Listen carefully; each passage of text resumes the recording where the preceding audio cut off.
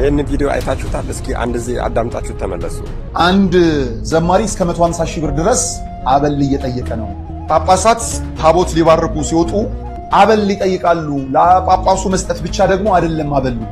አንድ አባት ህይወታቸው ከማለፉ ውጪ ሌላ የተፈጠረ ነገር የለም ሲሉ የአማራ ክልል ፍትህ ቢሮ ምክትል ኃላፊ ሆስፒታል ሄደ 40 ሺህ ከፍለ ስትመጣ ፈገግ እያለች የምትቀበል ምስትህ ቸርች መታ 5000 ሰጥተህ ስትመለስ እንዲህ ምትል ከሆነ ጳጳሱ ስለ ወደሙ ፈትቶ ወጥቶ ሲጋራ ሲያጨስ እንደነበረ ተመልክቷል። ጆን ዳንኤል መስጊድ መስራት አለብህ። ሁላችሁም እንደሰማችሁት እንግዲህ የሚለው ጆን ዳንኤል አዲሰነ መሬት ተሰጥቶናል መስጊድ እንስራ ነው። ይሄን ቪዲዮ ክርስቲያን ሙስሊም ቻናል ሁላችሁም ሼር እናድርገው። ትልቅ መስጊድ ሀላባ ላይ እናሰራለን። አባቶችን ካልተሳደባችሁ፣ አባቶችን ኢሹ ካላደረጋችሁ፣ ጉዳይ ካላደረጋችሁ እንጀራችሁ የማይበስልላችሁ የሚመስላችሁ ብዙ ሚዲያዎች አላችሁ። ክሊል ለስዕል ጥላ ይዞ ቆሟል ያልኩት ስዕል አይደለም ለወንጌል ነው ጥላ ይዞ የቆመው ብላችሁ ሰላም ጤና ይስጥልኝ። እንዴት አደራችሁ? እንዴት ዋላችሁ? እንዴት አመሻችሁ? አምላካው ቅዱስ እግዚአብሔር ስሙ ዛሬም ዘወትም የተመሰገነና የተወደሰ ይሁን። ክርስቶስ ተነስቷል፣ በእውነትም ተነስቷል። በወቅታዊ ጉዳዮች ተመልሼ የመጣሁ በተለይ ሁለት ነገሮች ላይ በደንብ አተኩሬ መናገር ፈልጋለሁ። ትናንትና ምሽት ወንድማችን እሸቱ ዶንኪ ቲዩብ ላይ ማለት ነው አንድ ቪዲዮ ለቆ ነበር፣ አባቶችን አትናገሩ የሚል ቪዲዮ።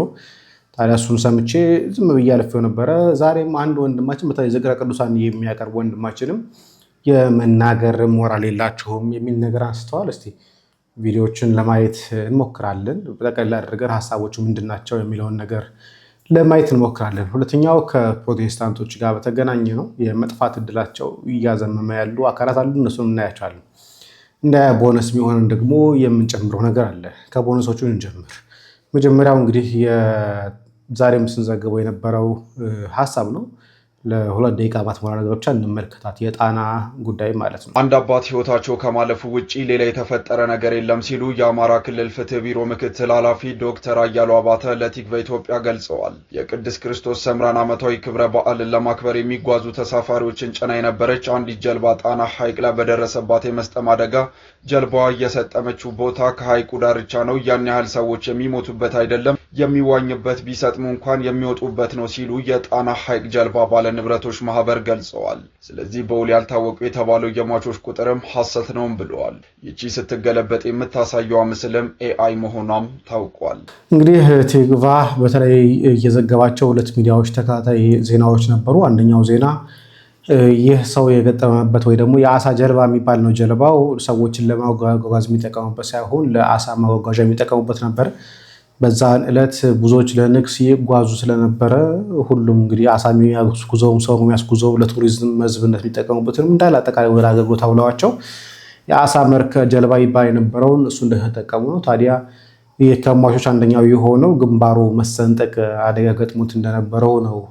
የገጠመው ሰው እንደነበረ ተነግሯል። እሱ ሳይሆን አይቀርም ሞተ እየተባለ ያለው ሰው። ታዲያ እሱን አንድ እንያዝና ሌላኛው እንግዲህ መስጂድ እናሰራ ክርስቲያኖች ተረባረቡኝ ብሏል። በሶሻል ሚዲያ ላይ ኢንፍሉዌንሰር ተብሎ ከሚታሰቡት ጆን ዳንኤል መስጊድ መስራት አለብህ። ሁላችሁም እንደሰማችሁት እንግዲህ የሚለው ጆን ዳንኤል አዲሰነ መሬት ተሰጥቶናል መስጊድ እንስራ ነው። ይሄን ቪዲዮ ክርስቲያን ሙስሊም ቻናል ሁላችሁም ሼር እናድርገው። ትልቅ መስጊድ ሀላባ ላይ እናሰራለን። በምንም አይነት መንገድ ይሄ ልጅ የተናገረው ነገር ልክ ሊሆን አይችልም። ምክንያቱም ክርስቲያኑ ነው መስጊድ ማሰራት፣ ሙስሊሙ ነው ደግሞ ቤተክርስቲያን ማሰራት ትክክለኛ ነገር አይደለም። ምክንያቱም አንተ የምታመልከው አምላክና ሙስሊሞች የሚያመልኩት አምላክ አንድ አይደሉምና ቅዱስ ጳውሎስ እንደተናገረው ብርሃን ከጨለማ ጋር ህብረት የለውም ብሎ ተናገረ። አሁን በዚህ ጊዜ ያለን ክርስቲያኖች እንደዚህ አይነት ነገሮችን ማድረግ በጎነት ይመስልናል። በጎነት እንደዚህ አይነት ነገሮችን ማድረግ አይደለም። በነገራችን ላይ እንደው አንተ ትክክለኛ በጎ ሰው ብትሆን በአንተ ሃይማኖት ላይ የሚያስቀድሱበት ሻማ፣ የሚያስቀድሱበት ዕጣን፣ የሚያስቀድሱበት ልብሰ ተክህኖ አጥተው በየቦታው የሚንከራተቱ ብዙ ክርስቲያኖች፣ ብዙ አባቶችና ብዙ ገዳማውያን እያሉ ያን ሁሉ እንዳላየና እንዳላወቀ ዞር ብለህ አሁን ግን እዚህ ጋራ ከሃይማኖት ውጪ ለሆኑ ሰዎች መስጊድ አሰራለሁ ብሎ መናገሩ ራሱን ችሎ ሐሰተኛ ያደርጋል አንተ። ምክንያቱም በአንተ ሃይማኖት ውስጥ እንኳን አንተ የምታመልከውን አምላክ እያመለኩ ብዙ የተቸገሩ ቤተክርስቲያኖችና ገዳማት አሉ። ይቅር ገዳማቱን ቤተክርስቲያኑን መጎብኘቱ እንኳን ግለሰቦች እንኳን በአብዛኛው አሉ። እነሱን አብያተ ክርስቲያናት እነሱን ገዳማት ባላጠናከርንበት ባልሰራንበት ቤተክርስቲያኖቹን ባልደግፍንበት ሁኔታ ላይ ብድግ ብሎ በሰው ዘንድ ለመወደድ ብቻ ካለን ፍላጎት መስጊድ ማሰራት ሙስሊሞቹን ብድግ ብሎ በክርስቲያኖች ዘንድ ለመወደድ ቤተክርስቲያን ማሰራት ተገቢ አይደለም። ይሄ ንግግራውን ጥላቻ መዝራት ሊመስላችሁ ይችላል። ምክንያቱም አስተምሯችን አንድ አይደለም፣ አምላካችን አንድ አይደለም። በሌላው የማይበራዊ ኑሮ ልንገናኝ አብረን ልንኖር እንችላለን እንጂ እኛ የነሱን መስጊድና የነሱን ሃይማኖት አስተምሮ እየደገፍን እነሱ ደግሞ የኛን አስተምሮና ቤተክርስቲያን እየደገፉ የሚሄዱበት አግባብ ልክ አይደለም። እነሱ እንዳስተምሮ ቢችሉ የክርስቲያኖችን ባስተምሯቸው አሳምነው ሻሃዳ አስይዘው እስላም አድርገው ቤተክርስቲያንን የማጽናትና መስጊድ የማረግ አጀንዳ ነው ያላቸው። እኛ ክርስቲያኖች ደግሞ አምላካችን እንዳዘዘን ሁሩ ወባሃሩ ውስተ ሁሉ ዓለም በዓለም ሁሉ እየሄዳችሁ ያጠመቃችኋቸው ልጆች አድርጓቸው ተብሎ በታዘዘው መሰረት ሁሉ ሰው ክርስቲያኑ ነው ወደ እግዚአብሔር መንግስት እንዲመጣ እንፈልጋለን። ይሄ ሁለቱ ነገር ባለበት ሁኔታ ላይ ግን ከሃይማኖታችን ፍጹም ተቃራኒ ሆነን በህብረት መስጊድ ገንብተን እናንተ የራሳችሁን አምላክ አምልኩ የኛ አምላክ ስተተኛ ነው ብሎ ማስተማር ነው የሚሆንበት። ምክንያቱም እኛ እንደ አንድ ክርስቲያን እነሱ ወደኛ ሃይማኖት እንዲመጡ ነው የምንፈልገው። እነሱ ወደኛ ሃይማኖት እንዲመጡ ከተፈለገ ደግሞ በማስተማርና በማሳመን ነው። እነሱም ደግሞ ይሄንን ነገር ሲያደርጉ ደግሞ እነሱ አስተምረው እኛን አሳምነው ወደ እነሱ ሃይማኖት መውሰድ ነው እንጂ የኛን ቤተክርስቲያን መገንባታቸው በፍጹም ልክ አይደለም። ስለዚህ እኛ እንደ አንድ ክርስቲያን ብዙ የወደቀ ብዙ የፈረሰ አብያተ ክርስቲያናት ብዙ የተቃጠሉ አብያተ ክርስቲያናት እያሉብን ሂዶ ለመወደድ ብቻ መስጊድ እሰራለሁ ብሎ መናገሩ ፍጹም ስህተት ነው። ክርስቲያኑ ነው መስጊድ ማሰራት፣ ሙስሊሙ ነው ቤተክርስቲያን ማሰራት ስህተት ነው። ምክንያቱም አስተምሯችንም አይፈቅደውም። እኔ ለነሱ አምላክና አስተምሮ ምንም አይነት እንደ አንድ ክርስቲያን አስተዋጽኦ ማድረግ የለብኝም። እንደ ግለሰብ ግን ሰዎችን ልረዳ እችላለሁ። እነሱም ደግሞ እንደነሱ አስተምሮ ለኛ አምላክና ለኛ አስተምሮ ምንም አይነት አስተዋጽኦ መክፈል የለባቸውም። እንደዚህ ከሆነማ የሃይማኖት ልዩነቱ ምኑ ላይ ነው ታዲያ? ስለዚህ እንደዚህ የምታደርጉ ከደግነት እየመሰላችሁ ብዙ ስህተት የምትሳሳቱ ቲክቶከሮች አላችሁና መጀመሪያ አርሲ ላይ ለሚጨፈጨፉት፣ ሁለተኛ ነገር ደግሞ ቤተክርስቲያን የተቃጠለባቸው፣ ሶስተኛ ነገር ደግሞ ቤተክርስቲያን ፈልገው የሚገነባላችሁ አቶ እየተሰቃዩ ላሉ ለወገኖች ማይተው ላይ ያሰሩ ክርስቲያን ድረስ ከዛም በኋላ ሌሎችን በግለሰብ ደረጃ መርዳት ትችላለህ እንጂ ሙስሊሙን አብያተ ክርስቲያናትን ማስገንባት ክርስቲያኑን ደግሞ መስጊዶችን ማስገንባት ይሄ ፍጹም ከደግነት የራቀ የእግዚአብሔር ጠላት መሆን ነው። በእነሱ መልኩ ደግሞ ስንመለከተው ለነሱ ደግሞ ይሄን የሚያደርግ የአላህ ጠላት ነው። ስለዚህ በዚህ መልኩ ብትረዱትና መጀመሪያ አካባቢያችሁ ላይ አጠገባችሁን ያለውን ነገር ብትረዱ፣ ሁለተኛ ካስተምሮ ውጪ ሆናችሁ ሌላ አምላክ የሚመለክበትን ቤት በእኛ ቤት ጣዖት ተብሎ የሚነገረውን አምላክ እንዲያመልኩበት አንተ ያንን እያበረታታ መስጊድ ልታሰራላቸው አይገባም። እነሱም ደግሞ በእኛ አምላክ ፍጡር ነው ነብይ ነው ብሎ ለወጡ ስባት የሚናገሩለትን አምላክ ቤተክርስቲያን አሰርተውለት እንድንገለገልበት ማድረግ የለባቸውም።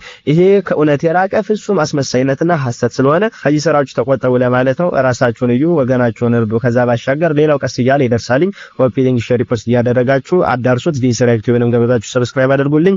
ይቆያል።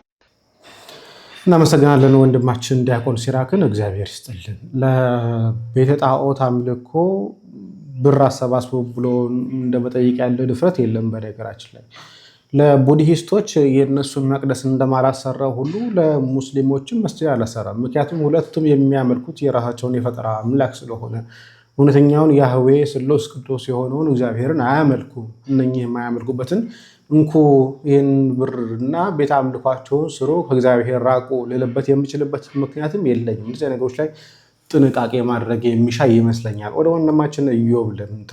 በአንድ ወቅት ላይ ተንብዮ ነበረ ፕሮቴስታንቶች ይጠፋሉ በ10 ዓመት ውስጥ ብሎ። ምን እየተካሄደ ነው? ሁላችሁም ሼር እንድታደርጉ በተለይ ለፕሮቴስታንት ወንድሞቼ እንድታደርሱልኝ በትህትና ጠይቃለሁ። ከዛሬ 2 ዓመት በፊት እንዲህ ብዬ ነበር፣ ፕሮቴስታንቲዝም ከኢትዮጵያ ምድር ይጠፋል። ትንቢት አይደለም፣ እውነት ነው። በእግዚአብሔር ቃል የሐሰት ስብስቦች ሁሉ ይፈርሳሉ፣ ወደ እውነተኛይቱ የእግዚአብሔር መንግስት ይመለሳሉ።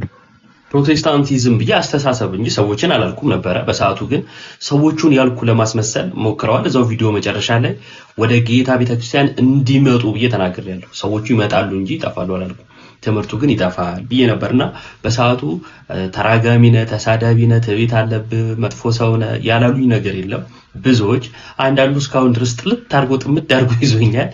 ግን እኔ ያልኩት አስተሳሰቡ ወይም ትምህርቱ ከራሱ ጋር የተጣላ ከእግዚአብሔር ያልሆነ ሰው ሰራሽ ስለሆነ በዚህ ምክንያት ነው ያልኩት።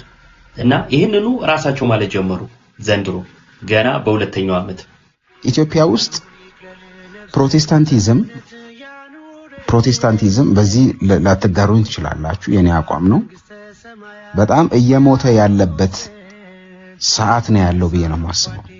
ፕሮቴስታንቲዝም ከእግዚአብሔር ስላልሆነ አስተሳሰቡ ለእግዚአብሔር መንግስት እንቅፋት ስለሚሆን ይጠፋል። ለምን ካላችሁ ሁለት የተለያየ አስተሳሰብ ያላቸው ሰዎች አንድ ላይ ይቆማሉ።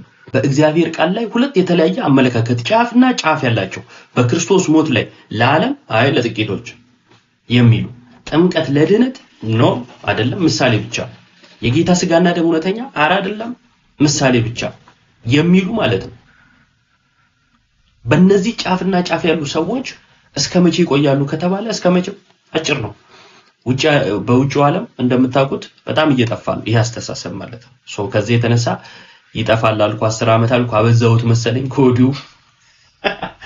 ከወዲሁ እያበቃለት ነው። ግን እውነታው ሁላችሁም ቆም ብላችሁ እንድታስቡ ሚዛናችሁ ትምህርት እንጂ ቡድን እንዳይሆን ሰው መከተል እንዳይሆን ስብስብ ብቻ የሚያድን እንዳይመስላችሁ ያላችሁበት ስብስብ የሚያድናችሁ እንዳይመስላችሁ ቆም ብላችሁ እንድታስቡ ጥሪ ያቀርብላችኋለሁ። አሁንም ወደ እውነት እግዚአብሔር እንዲያመጣቸው ጸሎት አድርጉላቸው። ያሉበት ከምንፍቅና ህይወትና ከአህዛባዊ ኑሯን ዘይቤ ወጥተው ወደ እውነት መንገድ እንዲመጡ አምላከ ቅዱሳን ይርዳቸው። ወደ ዋና ጉዳይ ልግባ። እንግዲህ እሸቱ ትናንትና ምሽት ላይ አንድ ቪዲዮ ሰርቷል። ጳጳሳትን መሳደብ ኖርማል አይደለም በሚል የታጀበ ሰፋ ያለ ታሪኮችን እየዳሰሰ ሰርቷል። ወንድማችንም አብርሽም የሚያነሳውን ሐሳብ እናንሳና ጠቅለል ያደርግም መሃል ላይ ምላሽ መሰለው ከሆነ እየሰጠው ሄዳለሁ። ይሄ የኔ አመለካከት ነው። ነጋሽን አይመለከትም። ጸጋዬም ብቻ እንደሚመለከት አድርጋችሁ ያዙልኝ። ይህን ቪዲዮ አይታችሁታል? እስኪ አንድ ጊዜ አዳምጣችሁ ተመለሱ። አንድ ዘማሪ እስከ 150 ሺህ ብር ድረስ አበል እየጠየቀ ነው። ጳጳሳት ታቦት ሊባርኩ ሲወጡ አበል ይጠይቃሉ። ለጳጳሱ መስጠት ብቻ ደግሞ አይደለም አበሉ። ጳጳሱ ጋሻ ጃግሬ ያላቸው በፍቅር ጎንበስ ብሎ መስቀላቸውን ከሚስመው ባለፈም ተወዳጅ ናቸው ብሎ ድራማ የሚሰራላቸው ስርስራቸው የሚሮጥ እንደ ጥላ የሚከተል 7-8 ሰው ነው ይዘው የሚሄዱት 10 ከዛም በላይ። እነዚህ ሁሉ አበል ያስፈልጋቸዋል። ለነሱ አበል በዛብን ከሚሉ ሐሳቦች ባለፈ አሁን በጠቅላይ ቤተ ክህነቱ ልክ እንደ ኢህአዴግ በስብሰናል የሚል ውይይት ነው ያደረጉት። ሌላ ነገር አይደለም። በስብሰናል የሚል ነገር ግን አውርተዋል። እምጓጓው ቤተ ክህነቱ ምን ሊያዋልድ ይሆን? ምን ያመጣልን ይሆን? ምን ለውጥ ያመጣልን ይሆን? ድንጋይ በድንጋይ ላይ ተነሳስቶ እርስ በርስ ይጨራረሱ ይሆን? እንግዲህ ቪዲዮን እንዳዳመጣችሁት ነው። ይሄ ሰው ነጋሽ በዳዳ የሆነ ወቅት ላይ በቤተክርስቲያን ጉዳይ ታስሮ ትንሽ በሶሻል ሚዲያው ገነን ብሎ ነበረ እና በድፍረት እየወጣ እንግዲህ ብዙ ነገሮችን ይናገራልና እኔ ወደ ኋላ መመለስ አልፈልግም። ግን እዚህ የተናገርከው ቪዲዮ ላይ አንተ ማነህ ነው ጥያቄው። አንተ ማነህ ነው የምትናገርበት መጠን ትዕቢት የተሞላበት ኩራት የተሞላበት አንተ ፍጹም እንደሆንክ ፐርፌክት እንደሆንክ አድርገህ አባቶችን በጣም የምታብጠለጥልበት መንገድ እጅግ በጣም ያሳዝናል። መቼም አንተን ደፍሮ የሚናገርህ ሰው ስለሌለ አንድ ጊዜ ታስረህ በቤተክርስቲያን ጉዳይ ተፈተህ ስለነበረ ትንሽ ሶሻል ሚዲያ ላይ ገነን ስላልክ ሰው ደፍሮ ወጥቶ ላይ ይናገር ይችላል። እኔ ግን በደንብ ደፍሬ እናገራለሁ። አዎ በመጀመሪያ ደረጃ አንተ ማን ነህ? አባቶችን እንደዚህ ንቀህ የምትናገር ደፍረህ የምትናገር አንተ ማን ነህ? አንተ ፍጹም ነህ ለመሆኑ?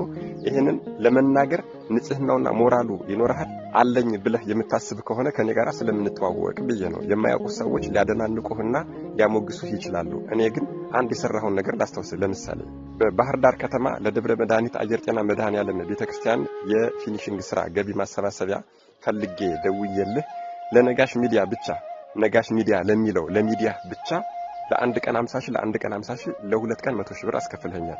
ደረሰኙ እጅ ላይ አለ። ለአንተ ለራስህ ደግሞ ሌሎች ቲክቶከሮች በየቀኑ 50 ሺህ ብር ነው የሚከፈለን ሲሉ አንተ ሶሻል ሚዲያ ላይ ስለገነንክ ብቻ 100 ሺህ ብር ብለህ በስንት መከራ ተደራድረን 75 ሺህ ብር 150 ሺህ ብር ልኬልሃለሁ።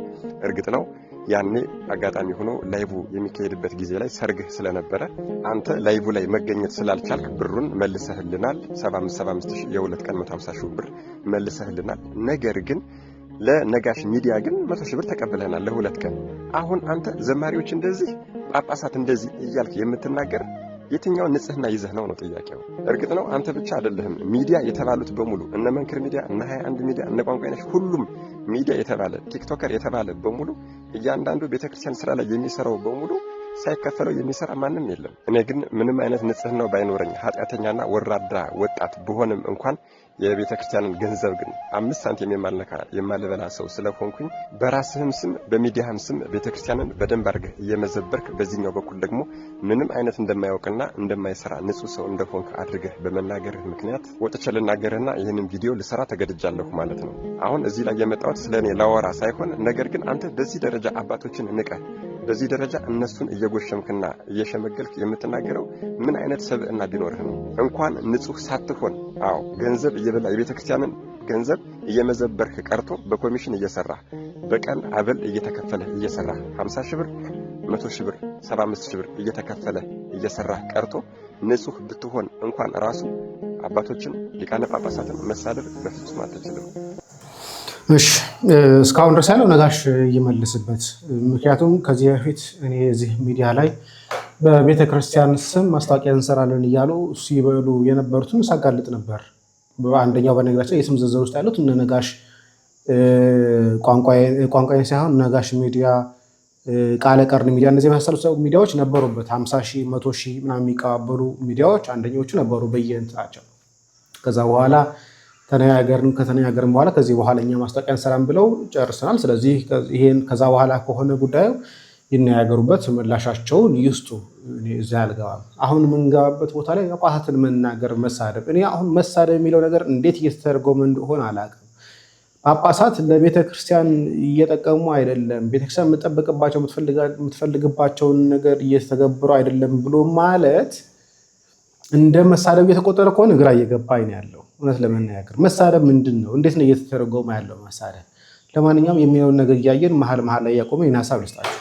እንዲያው ተው የኔ ንግግር ተውና፣ እኔ አንድ ተራ ሰው ስለሆንኩኝ ማንም ቦታ ላይ ሰጠው ይችላል የኔ ንግግር። ነገር ግን አንተ ንጹህ ሰው ስላልሆንክ እንደ ንጹህ ሰው ራስክን በጣም እዚህ ሚዲያ ላይ አስቀምጠህ እነሱን ስትሸነግል ስላላስቻለኝ ነው ይሄንን ቪዲዮ የሰራሁት። ልክ እንዳንተ ላሉ ሰዎች ግን ርዕሰ ሊቃውንት አባታችን አባ ገብረ ኪዳን እንደዚህ ብለው ተናግረው ነበር። አዳምጠው እስቲ። ጳጳስ ሲያጨስ ነው አይቻለሁ። ጳጳስ እያጨሰ ምን ትላላችሁ እስቲ? አሁን ሲጋራውን ቡል እያደረገ መተው እጁን ሳም አድርገው ይሄዳሉ ምዕመናን። እኔ ባይኔ እኮ ነው ያየሁት። ትናንት ራሱ አይቻለሁ። ዛሬ ጠዋት ነው የገባሁት። ገብቶ ይቀድሳል። ቀድሶ ሲወጣ ሲጋራ እያጨሰ ነው የሚሄድ ቄሱ። አሁን የኢትዮጵያ ካህናት ይሄን ብታዩ አትሰቅሉንም? መሀል ከተማ ላይ እግዚአብሔር ጸሎታችን አልሰማን ያለም ይመስለን በካህናት ላይ ያላችሁ እምነት እየቀነሰ ስለመጣ ነው። እውነት ነው፣ እኛ ኃጢአት እንሰራለን። ግን ኃጢአታችን ለራሳችን ትታችሁት እናንተ በእግዚአብሔር ብታምኑ ትጠቀሙ ነበር። ግን ነውር ለቃሚ ሆናችኋል። ከዚያ የተነሳ አትጠቀሙ። በነገራችን ላይ ይሄ ቪዲዮ የተቀረጸው የቤተ ክርስቲያናችን እንቁ የሆኑ መምህራን እነ ርዕሰ ሊቃውንት አባ ገብረ ኪዳን እነ መምህር ስምዐኮነ መላክና ሌሎችም አባቶቻችን ለጉብኝትና ለአንዳንድ ስልጠናዎች ወደ ውጭ ሄደው ነበረ። ከዛ ሲመለሱ ያስተማሩት ትምህርት ነበረ እና አጋጣሚ ሆኖ እሳቸው በሄዱበት በአንድ ቤተክርስቲያን ላይ ጳጳሱ ስጋ ወደሙ ፈትቶ ወጥቶ ሲጋራ ሲያጨስ እንደነበረ ተመልክተዋል።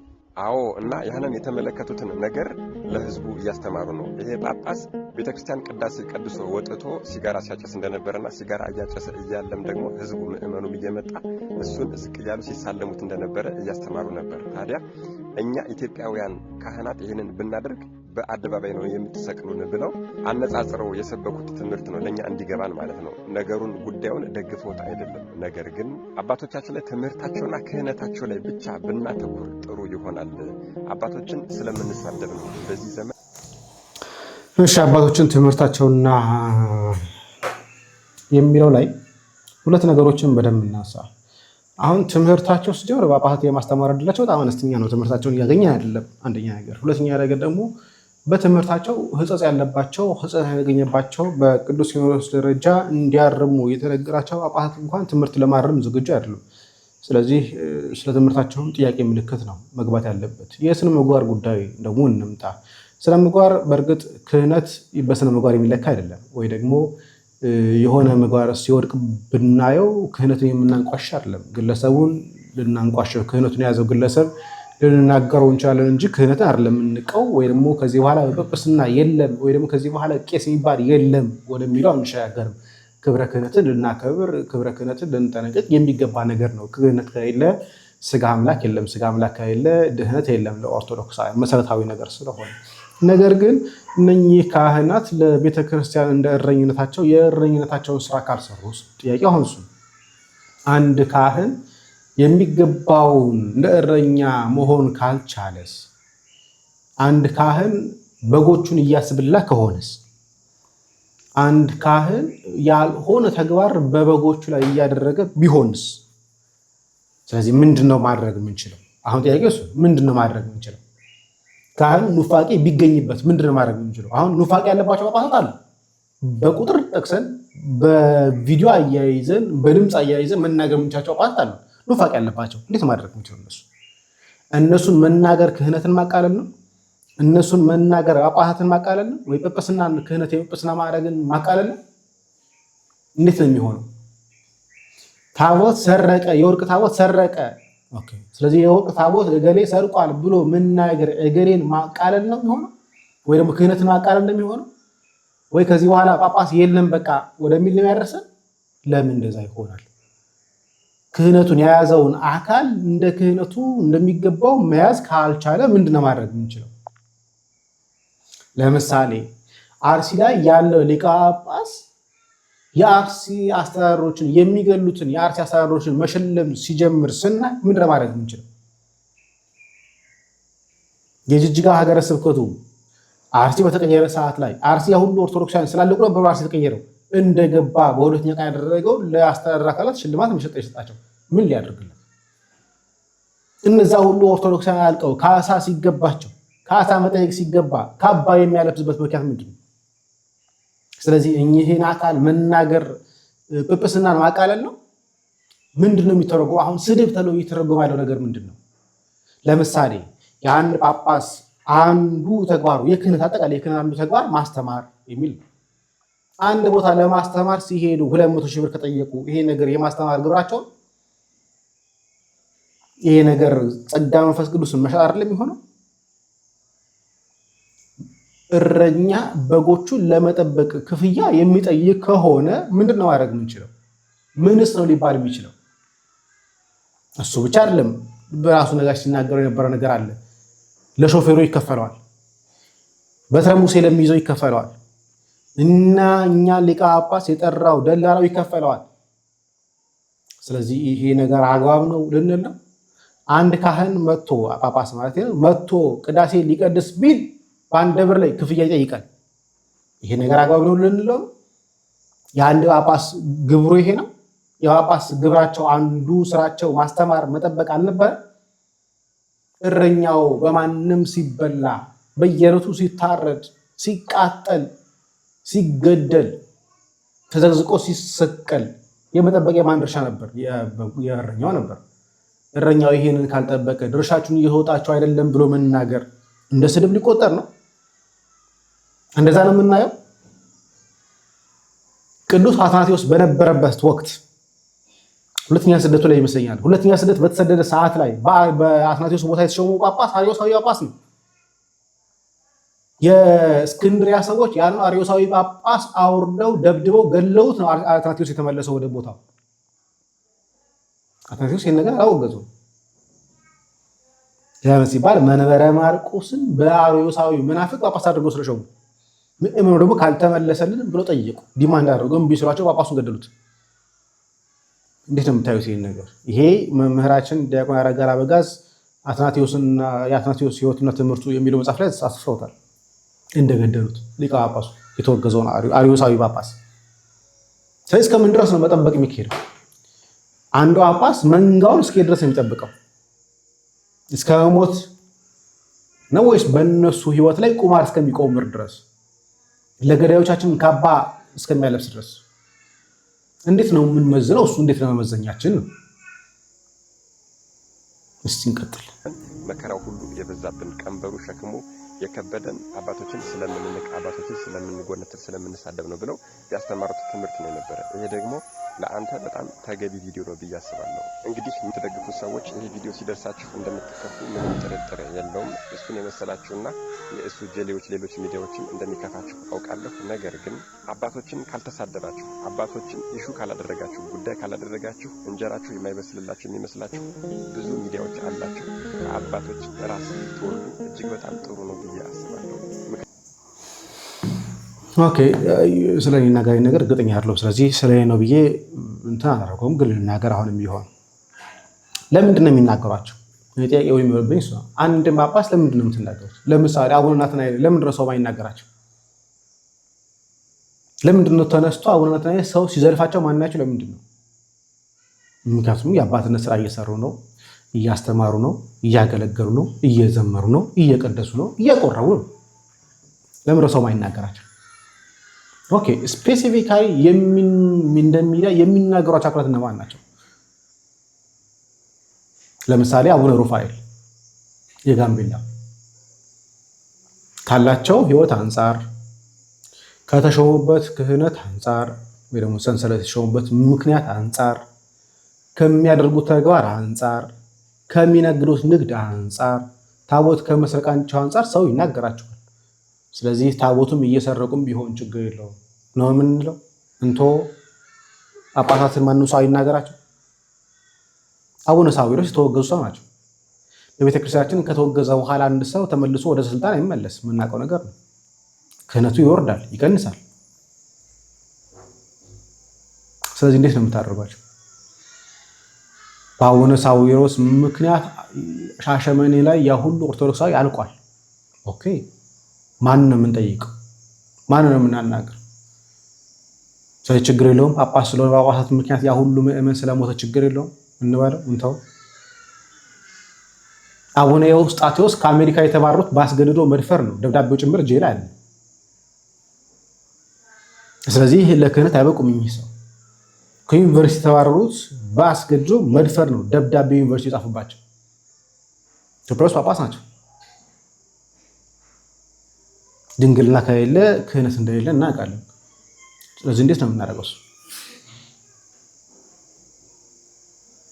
እንቀጥል እና አቡነ ቶማስ እያልን እናንሳ እና አቡነ ማርቆስ እያልን እናንሳ ጉዳዮቻችንን።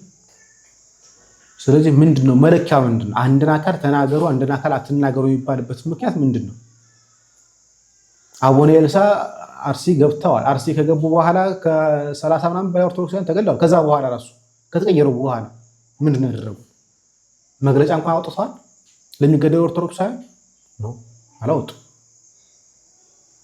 ቅዱስ ሲኖዶስ ምንድነው እያደረገ ያለው? አርሲ ላይ ለሚገደሉ ሰዎች ምንም አጀንዳ አድርጎ ተወያይቷል? አልተወያየም። ጸሎት ይደረግ የሚለው መጨረሻ ላይ ውይይት ላይ የተደረጉት ጸሎት እንዲደረግ በቃ ጸሎት ውስጥ ነው የተወሰነ። እሸቱ እያለ የነበረውን በነገራችን ላይ ሁሉ ነገር ማድረግ ቢያቅተን ጸሎት እናድርግ። ጸሎት ከኛ በላይ ገዳማውያን እያደረጉ አይደል? ከኛ በላይ ቀን ከሌሊት ጸሎት ስለ ቤተክርስቲያን ስለ ሀገር እየጸለዩ ነው ገዳማውያን። ግን እየተገደሉ ነው እነሱ ናቸው። ለምን ሲባል መከታም የሆናቸው ቤተክርስቲያንን ወክላቸው ጵጵስና ሰጣቸው ስለ ቤተክርስቲያን እንዲሞግቱ ስለ ሀገረ ስብከታቸው እንዲሞግቱ የሰጣቸው አካላት እየሞገቱ ስላሉ ነው። የሸዋ ሊቀ ጳጳስ ጎርጎርዮስ ማለት ነው። ጎርጎርዮስ ሳልሳዊ ጎርጎርዮስ በገዳማውያን በተገደሉ በታጣቂዎች እንደተገደሉ መረጃዎች እያመላከቱ ቢቢሲ ሁሉም ቴክቫህም በታጣቂዎች እንደተገደሉ እያመላከቱ በታጣቂዎች የተገደሉ ብሎ ለመጻፍ እንኳን የከለከሉ ናቸው አይደል? ሐውልት በተሰራላቸው ሰዓት ላይ መታሰቢያ ሐውልት በተዘጋጀላቸው ሰዓት ላይ በታጣቂዎች ተገደሉ የሚለው እንኳን ከልክለዋል። በሸኔ እንደተገደሉ እንዳይናገሩ የተከለከሉት እኚህ የመንጋ ወረኛ ናቸው ነው ወይስ ፖለቲካ ነው እየሰሩ ያሉት? ያ ሁሉ ጳጳሳት 2014 2015 አካባቢ ላይ 3 ጳጳሳት ተገንጥለው ጳጳሳትን በሾሙ ሰዓት ላይ ስለዚህ ጳጳሳት መናገር አልነበረብንም። ለምን ነው አብሮሳዊ ስለዛ ሆነ ምን እናገራቸው? ጥፋት እኮ ነው አይደል? ስለዚህ እኛ መናገር አልነበረብንም። መናገር የምንችለው በቃ ጳጳሳቶች ናቸው ጳጳሳትን መናገር የሚችሉት ማለት። እኔም አቡነ ሳዊሮስም አንድ ኦርቶዶክሳውያን በስልጣነ ክህነት እንለያያለን እንጂ ኦርቶዶክሳውያን ነን። ስህተት ሲታይ ስህተት ነው ብሎ መናገር ለምን የከበደ? ቤተክርስቲያን ምእመኗ ሲያልቅባት ምእመኑ ሲገደልባት ምእመኑ ተው አትግደሉ፣ ጠባቂዎች ጠብቁ፣ ምእመናችሁ ልጆቻችሁን ጠብቁ ብሎ መናገር ለምንድን ነው እንደ ስድብ እየተቆጠረ ያለው? አቡነ ቶማስ ሰንበት ቤቶች ሲዘጉ ማህበረ ቅዱሳንን ሲያባሩ የክህደት ትምህርቶችን ሲያስተምሩ ትክክል አይደለም ብሎ መናገር ለምንድን ነው እንደሌላ ጉዳይ እየታየ ያለው?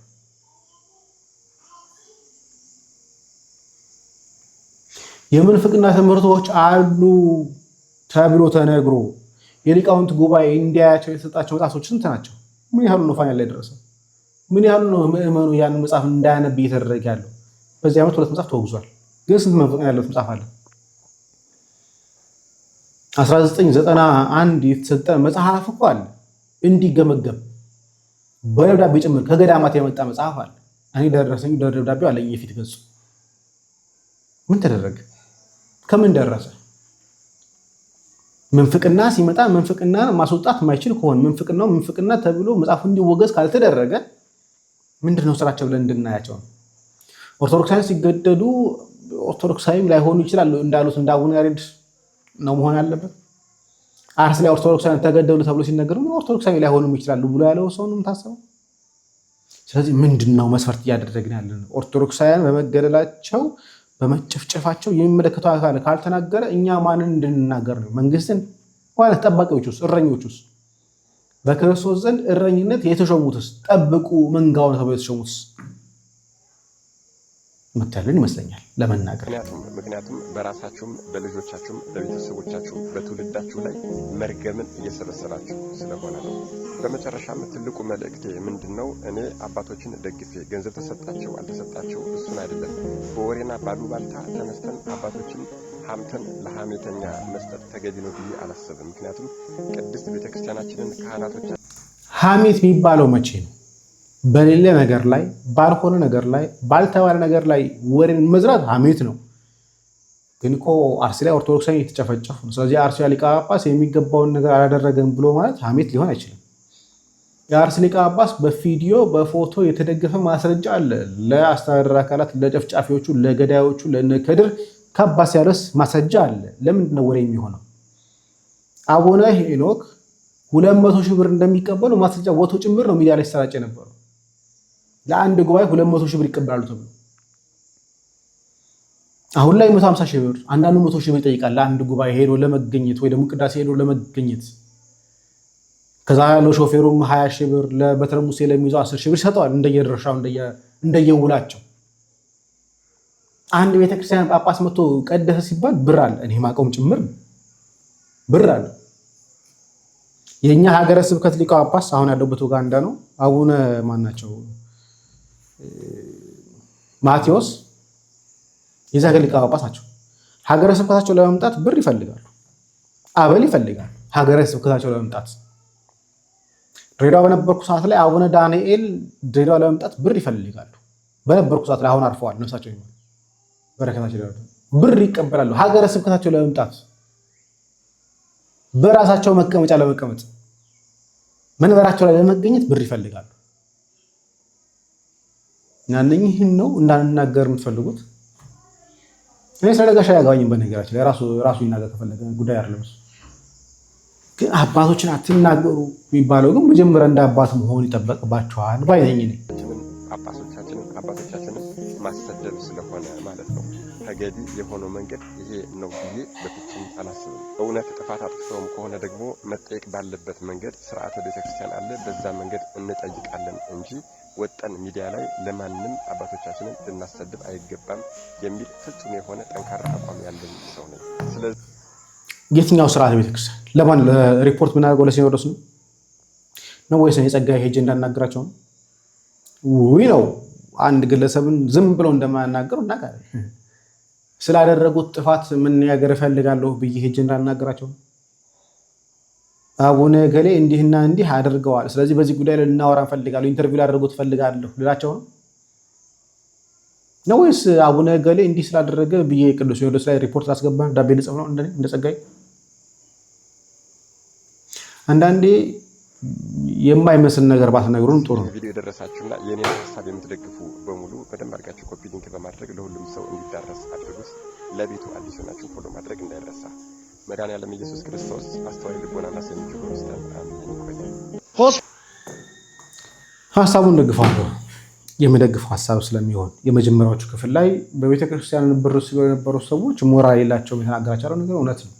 ብዙዎቹ በቤተክርስቲያን ስም ብር ቢበሉ ለማስታወቂያ ብሎ ብር የሚቀብራሉ። በእርግጥ ሚዲያቸውን የከፈቱት ብር እናገኝበታለን ብሎ ሊሆን ይችላል። ግን ደግሞ ሲበዛ ደግሞ አይ መባልም ደግሞ ተገቢ ነው። ከዛ ውጭ ግን አባቶችን አትናገሩ የሚባለው ነገር ላይ እንደ ጸጋዬ ማምንበት አይደለም። ጥፋት ካየሁኝ ጥፋት ነው ብሎ ከመናገር አይደለም። ኃጢአት አትሰራም ወይ? በየቀኑ ነው የምሰራው፣ በየዕለቱ እሰራለሁ። አሁን ባወራው ቁጥርም ኃጢአት እሰራለሁ፣ በወሬ ብዛት ኃጢአት ስለሚገኝ። ግን ይሄ ኃጢአት እሰራለሁኝ ጸጋዬ ኃጢአት ይሰራልና ቤተክርስቲያን ላይ የመጣ ያለውን ነገርና ተጠያቂ መንጎች የሚጠብቁትን አካላት ግን ለምን አልጠበቃችሁም ብሎ ከመናገር ወደ ኋላ ግን የሚያደርገኝ ነገር ግን አለ ብዬ አላስብም። ይሄ ነው ሀሳብ። ሆስፒታል ሄደ 40 ሺህ ከፍለ ስትመጣ ፈገግ እያለች የምትቀበል ምስትህ ቸርች መታ 5000 ሰጥተ ስትመለስ እንዲህ ምትል ከሆነ ችግር አለባት። ቀጣይ እሑድ ይዘና ኳስ እያየህ 10 ሺህ ብር አስይዞ በማይክሮ ሰከንድ የሚበላ ሰው አለ። ብራዘር ለጌታ ሲባል ምትደብቀው ነገር አለ የለ አሉ። ቸርች ውስጥ ዋጋ አንድ ሰው ብድግ ብሎ ትልቅ ነገር ሲሰጥ ቁጭ ብሎ ሂሳብ የሚሰሩ እኛ ኦዲተር አለን፣ አትጨነቅ። ወይኔ እንትና የሰጠውን አይታል እንትና አለኩ እንትን ሰጣለሁ አለምና ሂሳብ የሚሰሩ ሰዎች አሉ። ይሁዳ አይነቶች ናቸው። ሌሎች ደግሞ አሉ ቁጭ ብሎ የጌታን ክብር የሚያዩ ይገባል፣ ወርቁ ይገባል፣ ብሩ ይገባል የሚሉ። ይሄ ሰው እያለ ያለው እኛ ጋር መተ ገንዘብ ስትሰጥ ጥያቄ የምትጠይቅህ ሆስፒታል ሄደ ለህመም ገንዘብ ስታወጣ ምንም የማትል ሚስት ካለ አጋንንት ስላለባት ነው እኛ ጋር አምጣት እያለ ነው። ስለዚህ እዛ ቸርች ውስጥ ያሉ ባሎች ሚስቶቻቸውን ሳያማክሩ በሚሰጡት ገንዘብ ዙሪያ ሚስቶች ጥያቄ ቢያቀርቡ አጋንንት እንዳለባቸው ባሎች እንዲያስቡ እያደረገ ነው ሰውየው። ሌላው ምንድነው ትልልቅ ገንዘብ ሲሰጥ ቃል ሲገባ ቁጭ ብለው የሚያሰሉ ሰዎች አሉ። ግሬሎም እኛ ኦዲተር አለን ይላል። ምንድነው ማሰብን ማሰላሰልን ጥያቄ መጠየቅን አበረታታ። ፈረስ በዚህና በዚህ መከለያ ተደርጎለት በጎንና በጎን የሚመጣው ነገር እንዳይረብሸው ቀጥ ብሎ ፊቱን እያየ እንዲሄድ እንደሚደረጉ ሁሉ እነዚህ ሰዎች የማሰብ አድማስክ ላይ መከለያ አድርገህ እነሱ የሚሉትን ነገር ብቻ እያደረግ እንድትጓዝ ነው የሚያደርጉ። ለዚህ ደግሞ ጥቅሶች አሏቸው። ጥቅሱን ደግሞ የሚጠቅሱት የእግዚአብሔር ቃል በተጻፈበት በዛ በትክክለኛው መንገድ ሳይሆን እነሱ ገንዘብ በሚያገኙበት በፍላጎቶቻቸው መንገድ ነው የሚሰብኩ። ጥያቄ የሚጠይቁ ሰዎችን ስም ይለጥፍባቸዋል። ይሁዳ የሚል ስም ማሸማቀቂያ ማለት ነው። የማይጠይቁ የማገናዝቡ ዝም ብለው የሚያደርጉ ሰዎች ደግሞ የጌታን ክብር የሚያዩ ሰዎች ናቸው ይላል። እነዚህ ሰዎች በቀድሞ ፍትህ ሚኒስቴር ከዛም ሰላም ሚኒስቴር አሁን ደግሞ አዲስ በተቋቋሙ በካውንስሉ በኩል ቸርች የሚል የተቋምነት ፈቃድ ያላቸው ግን ግለሰብ ሆነው በተቋም ስም የተደበቁ የእግዚአብሔርን ወንጌል የማያገለግሉ የግል ፍላጎቶቻቸውን በሚያጭበረብሯቸው ሰዎች አቅምና ገንዘብ የሚያሳኩ ግለሰቦች ናቸው። ሲጠይቁ ለግላቸው የሚጠይቁ አይመስሉ። ለቤተ ክርስቲያን ለጌታ ቤት ምናምን ይላል። የቤተ ክርስቲያን የሚባል የጌታ ቤት የሚባል የለም። በእርግጥ የምትመለከቱ ትልቅ አዳራሽ አለ፣ ቲቪ ስክሪን አለ፣ ወንበሮች፣ ማይኮች፣ ስፒከሮች፣ የሙዚቃ መሳሪያዎች ምናምን ተመለከታለ። ይሄ ሁሉ ግን ጉዳዩ ቸርች እንደሆነ እያሰብክ ለግለሰቡ የግል ፍላጎትና ጥቅም ገንዘብ እንድትሰጥ ማድረግ ነው። ስትሰጥ ምንድነው የምትባለው? ለጌታ ቤት ነው የምትባለው። የጌታ ቤት ግን ነው ወይ ጉዳዩ? አይደለም። የግሉ የራሱ አዳራሽ ነው። በእርግጥ በካውንስሉ ቸርች ተብሎ ተመዝግቦለታል። በካውንስሉ ውስጥም በቦርድ አባልነት ያገለግላል። ይሄ የጊዜና የገንዘብ ኃይል የፈጠረው ጉዳይ ነው። አንተ የምትሰጠውን ነገር ሁሉ ቸርች ነው የእግዚአብሔር ቤት ነው እያልክ ነው የምታደርገው። ነገር ግን መጠየቅ የጀመርክ ጊዜ ይሁዳ ነው ስምክ። ነገር ግን ሚስትህን አማክረ ልስጥ አልስጥ ብለህ ከባልሽ ጋር የምትማከሪ ጊዜ ባልሽ ውስጥ አጋንንት እንዳለው ሚስትክ ውስጥ አጋንንት እንዳለው ነው ይሄ ሰውዬ የሚሰብክ። ለምን በኤኒ ሚንስ ገንዘብ ከናንተ ኪስ ውስጥ ወደሱ ኮሮጆ መወርወሩ እንዲቋረጥ አይፈልግም። ተቋም ነው ወንጌል ነው ለጌታ ነው የምትሰጠው ምናምን ብለው በጓሮ እንደዚህ ያለ ሆቴል ይገነባሉ። እንደዚህ ያሉ ሰዎች ወገኖች ሁለተኛ ጴጥሮስ ምዕራፍ 2 ላይ እነዚህን ሐሰተኛ ነቢያቶችና አስተማሪዎችን ሲገልጻቸው ገንዘብን በመውደድ ይራቡባቸዋል ነው የሚለው። አንደኛውና ትልቁ የሐሰተኛ ነቢያት መገለጫ ገንዘብን አምላካቸው አድርገው በፍቅር መንቀሳቀሳቸው ነው። የትኛውን ቦታ ላይ ክሩሴድ ያደርጉ ወንጌል ስብከት ያደርጉ ትርፋቸውን አስልተው ይንቀሳቀሳሉ እንጂ የነፍሳት መዳን የሰዎች መለወጥ ምናቸውም አይደለም። ስለዚህ ወዳጆቼ ኪሳችሁን እንጂ ነፍሳችሁን ከማይፈልጉ ከሐሰተኛ ነቢያት ራሳችሁን ጠብቁ ለማለት ነው ይህን ቪዲዮ የሰራሁት። ገንዘብን ነው የሚያመልኩት። ይመቻችሁ። እናመሰግናለን ወንድማችን አቤል አቡናን። አንድ የመጨረሻ ቪዲዮ እንመልከት። እንግዲህ ትናንትና በስቲያ እና ትናንትና ይመስለኛል አንድ ወሃቢስት አለች መሰረት የምትባል ምላሽ ሰጥቻት ነበር። ታዲያ የተሳሳተችውን ነገር ከመታረም ይልቅ ድጋሚ መቀባጠር ጀምራለች። ይቺ ስለዚህ ሚዲያ የምትመጣ አይደለችም፣ ግን እንመለከተው ቪዲዮ። ሰላም አለይኩም እንደምን አመሻችሁ። ትናንትና ወገናችን አክሊል ለስዕል ጥላ ይዞ ቆሟል ያልኩት ስዕል አይደለም ለወንጌል ነው ጥላ ይዞ የቆመው ብላችኋል። በነገራችን ላይ ወንጌሉ ላይ የማርያም ስዕልም ሆነ ሌላ ስዕል ሊሳልበት ይችላል። ይሄን ብቻም ሳይሆን ስለዚህ ገና ለገና ወንጌሉ ላይ የማርያም ስዕል ሊሳልበት ስለሚችል ብላ አሰብሽን ሰርታ የረችናለችው። በኦርቶዶክስ ተዋሕዶ ቤተክርስቲያን ስዕል ተይዞ ተቆሞ ብር ይለመናል። ተግባብተናል። በተለይም ከቅዳሴ በኋላ ወንጌል ይዞ መቆሙን ብቻም ሳይሆን ለምሳሌ ዛሬ ማርያም ቀን ከሆነ ዛሬ ገብርኤል ቀን ከሆነ ገብርኤል ማርያም ኦር ጊዮርጊስ ቤተክርስቲያን የጊዮርጊስን ስዕል የማርያምን ስዕል የሚካኤልን ስዕል በመያዝ ዲያቆኑ ሰው ተሳልሞ ገንዘብ እንዲሰጥ ይደረጋል። ይሄን ብቻም ሳይሆን የጥምቀት ጊዜ ልብ ብላችሁ አይታችሁ ከሆነ የተለያዩ ስዕላት ይወጣሉ ከታቦቱ ጋር አብሮ ስዕል ጥላ ተዘርግቶላቸው ለታቦቱም ጥላ ይዘረጋለታል። የተለያዩ ስዕላት ወጥተው የማርያም የጊዮርጊስ የሚካኤል የገብርኤል ወጥተው ህዝቡ እየተሳለማቸው ብር ያስቀምጣል። ስለዚህ አይ ለወንጌል ነው ጥላ ያዘው ከተባለ በኦርቶዶክስ ቤት ታቦቱ እንጨት ነው የታወቀ ነው።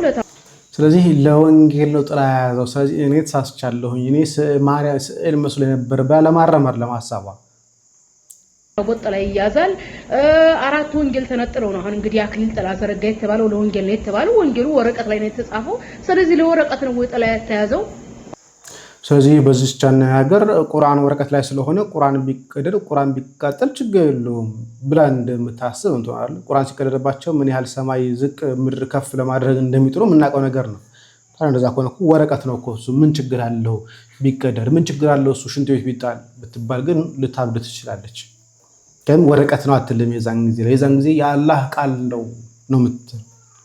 ወንጌል ላይ ሲሆን ግን ወረቀት ነው ወረቀት ላይ ነው የተጻፈው ትላለች። እስቲ እንደዛ ከሆነ ይሄን ሎጂክ ቁርአን ላይ እንተግብረው ደበል ስታንዳርድ ድረስ ይቀጥላል የዛን ጊዜ። ኦኬ ስለዚህ ምን ተሳስተልኝ ብላችሁ ሌላ መረጃ እንደዋጣ ነው ያደረጋችሁኝ እንጂ አልተሳሳትኩም። እኔ የተደበቀ መረጃ ወጣች። ወንጌል ሲሳለሙ አሊያም ደግሞ ስዕለ ማርያም ሲሳለሙ ወይ ደግሞ ሙዳየ ምጽዋት ሲይዘው የሚንቀሳቀሱ ሰዎችን ሚስጥር አወጣችባቸው። አይተነው ማናቀው አይገርማችሁም? ሰምተነው ማናቀው ሚስጥር ከመጽሐፍ ያላገኘ በቃ ምንም አዲስ የሆነ ነገር ተደብቆ ያለ ነገር አወጣችብን። አዲስ መረጃ አወጣች። አይገርማችሁ? እኛ ማናቀው የማንሳለመውን ወንጌል ጥላይ ተይዞለት የማናቀው ወንጌል ወይ ደግሞ ስዕላትን አዲስ እየነገረችን ያለው ጥምቀት ሰዓት ላይ የሚወጡ ስዕላትን እየነገረችን ያለች ተደንቃ እኛ ማናቀው። አልሳሳትም። በኦርቶዶክስ ዙሪያ እኔ ምንም አልሳሳትም። ስለዚህ ለወረቀቱ ነው ጥላ ይዞ የቆመው። ስለዚህ ለወረቀትም ሆነ ለስዕልም ሆነ ለታቦትም ጥላ ይዞ መቆም ይሄ ጣዖት ነው። ተጋብተናል። በምን ዴፊኒሽን ብሏት በምን ዴፊኒሽን መሰረት ነው? ስለዚህ እንደዛ ከሆነ ለሰውም ጥላ መያዝ ጣዖት ነው የሚሆነው ማለት ነው። ለእናቷ ምች ልጅ ጥላ ብትይዝ ጣዖት ነው የሚሆነው። ኒናት ነው ታይሯት ተርጠኛ አይደለም። ለእናቷ ጥላ ብትይዝ ጣዖት ነው የሚሆነው። እንደምሳ አምልኮ እያመለከች ነው እናቷ። ወይ ደግሞ ለሆነ ሽማግሌ ጥላ ቢይዝ አንድ ሰው እያመለከ ነው። ምክንያቱም ሽማግሌው እንደ አምላክ አድርጎ ስለሚያየው ማለት ነው። ጣዖት አምልኮ ነው ይሄ የሚሆነው። ለፋሲካ ጊዜ ስዕል አይደለም እንዴ አህያ ላይ ጭናችሁ የምትሄዱት የኢየሱስ ስዕል ነው ብላችሁ? ለፋሲካ ጊዜ የክርስቶስን ስዕል በአህያ ላይ ጭና እንሄዳለን። አህያ ላይ ጭናችሁ ትሄዱ አይደለም እንዴ? ስለዚህ ኦርቶዶክስና ስዕል እኮ የተነጣጠሩ አይደለም። ለምሳሌ ልብ ብላችሁ ከሆነ ኦርቶዶክስ ማህበረሰብ የሚበዛበት አካባቢ የገብርኤል ቤተክርስቲያን የሚካኤል ኦር የጊዮርጊስ ቤተክርስቲያን አካባቢ የሆነ ትንሽዬ እንደ ቤት ነገር ተሰራና ስዕል ይደረግና ለስዕሉ ጥላ ተደርጎ ሙዳይ ይቀመጣል። ሙዳይ ብሎ ማለት ገንዘብ ማስቀመጫ ነው። ስለዚህ ሙዳይ ይቀመጣል። ልብ ብላችሁ አይታችሁ ከሆነ አክሊል ጥላ ይዞበት የቆመበት ጋር ሙዳይ አለ። ኦኬ ያ እንትን ወንጌሉ ነው ተብሎ ሲሳም የነበረው ወንጌሉ ተብሎ የተዘጋጀው ወረቀት ላይ የማርያም ስዕሉ አለበት በነገራችን ላይ። ስለዚህ የሚስሙት የማርያም ስዕል ነው አብረው ከወንጌሉ ጋር ማለት ነው። ስለዚህ አክሊል ጥላ ያዘው ለማርያም ስዕልና ለወንጌሉ ነው። በዛ ላይ ደግሞ ብር እየተለመነ ነው። በዛው አጋጣሚ አንድ መጨረሻ የምነግራችሁ በኢትዮጵያ ኦርቶዶክስ ተዋሕዶ ቤተክርስቲያን የተለያዩ ቤተክርስቲያናት አሉ። የማርያም የገብርኤል የሚካኤል እና ከዚህ ሁሉ ቤተክርስቲያናት ሀብታሙ ቤተክርስቲያን የማርያም ቤተክርስቲያን ናት። አብዛኛው ህዝብ ማርያምን ስለሚወድ ለማርያም ሲባል ነው ወርቅም ጥላም ስለትም ሚሊዮን ብርም የሚሰጠውና ቄስና ዲያቆናት ራሱ እዛ ተቀጥሮ ለማገልገል ሽኩቻ ነው የሚያደርጉት። አስተባችሁታል? በኦርቶዶክስ ቤተክርስቲያን ማርያም ከኢየሱስ ትበልጣለች። የኢየሱስ ቤተክርስቲያን እንደ ቤተክርስቲያን ብዙ ኢየሱስን ረስቶታል። ለማርያም ነው። ማርያም ናት አድራጊቱ፣ ፈጣሪቱ፣ ልጅ የምትሰጠው ምን የምታደርገው ለሷ ነው። ስለቱ የወርቁ የጥለው የሚሊየን ብሩ ስለት የሚገባው። ስለዚህ ቄስና ዲያቆን ሽኩቻ በሙስና ሁሉ ይቀጠራል። ቄስና ዲያቆን ታውቃላችሁ፣ በማርያም ቤተክርስቲያን አማራ ክልልና ትግራይ ክልል ማለት ነው። እንግዲህ ኢየሱስን ሁሉ ረስተው ስለት የሚያስገቡት ለማርያምዬ ነው።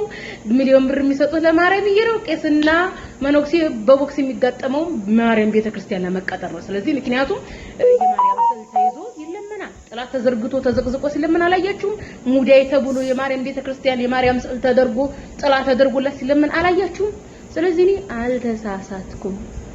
ኦኬ እሷን ተሳስታለች ብላችሁ በስዕል ጋር እንትን ከማለት በጠይቁት ጥያቄ መልሱ። ማርያም የፈጣሪ እናት ናት ብሎ የሰበከ ሐዋርያ ብላችሁ ለምን መረጃ ታሳዩ? ሁለት ነገሮችን ልናገር። አንደኛው አፍ ሲከፈት አእምሮ ይታወቃል፣ አእምሮ ይገለጣል የሚለው ነው። ያው መሀይምነቷን ነው ያሳየችን። አንደኛው ነገር እሱ ነው። ሁለተኛው ነገር ደግሞ በቤተክርስቲያን በግልጽ የምንፈጽማቸው ስርዓቶች ናቸው። ምንም አዲስ ነገር አይደለም። ለወንጌል ስዕል መያዝ፣ ለእመቤታችን ስዕል የሚሆን ለቅዱሳት ስዕላት ስዕል መያዝ በአደባባይ የተደረገ ነገር እንጂ በሚስጥር ሰው ሳያየን በር ዘግተን ተደብቀን የፈጸመው ነገር አይደለም። በሙስና ጉዳይ ላይ ፀሐይ የሞቀው ነገር ነው። ምንም አዲስ ነገር አይደለም። ብዙ ጊዜም በሚዲያዎቻችን ላይ ስንተቸው ስንዘግበው የነበረ ጉዳይ ነው። ስለዚህ ሚስጥር አይደለም፣ እንደ ሚስጥር ነው እያወራች ያለችው። ለተሳሳቸው ውስጥ በነገራችን ለዋሃብያ መሰረቱን ያደረገው በእርግጥ በአጠቃላይ በእስልምና መሰረቱን ያደረገው ሐሰት ላይ ነው። በሐሰት ላይ ተመስርቶ ነው እየተንቀሳቀሱ ያሉት። ዊዛውት ላይስ ኢስላም ዳይስ ነው የሚባለው። ያለ ሐሰት እስልምና አይኖርም። በነገራችን ላይ ጥሪ ያቀርብላታለሁኝ። እመቤታችን የአምላክ እናት አይደለችም ወይ ነው የሚለውን ነገር መወያየት ከፈለገች እኔ ዝግጁ ነኝ፣ መወያየት እችላለሁኝ።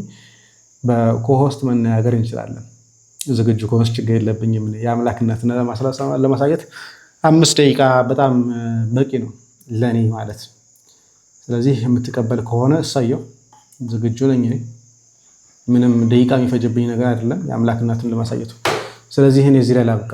ሰላም፣ እግዚአብሔር ከእኔም ከእናንተ ጋር ይሁን። ቸር ቆዩ።